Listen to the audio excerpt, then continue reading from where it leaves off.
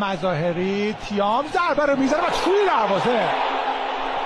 یک برسه خود تیام یه پاس خوب در اوق میندازه اونجا فرشید اسماعیلی به سختی توپو کنترل که یه ضربه و توپی که از با فرشید باقری تیام یک دو این ضربه تیام یه توپ رو با خوب انجام میده خود تیام با پای چپ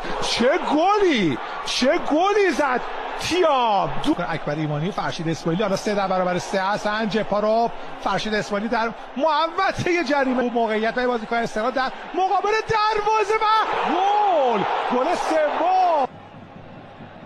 توپ میاد روی دروازه یه موقعیت با توپی که گل نشد تیم ملی فکر کنم پخش خواهد شد در ادامه دوران فوتبال برتر فرشید اسماعیلی یک عالی موقعیت فاروف فرشید اسماعیلی موقع تیام ضربه رو میذاره و این بار دیگه گل توپ خوب ساندویچ انجام میده روی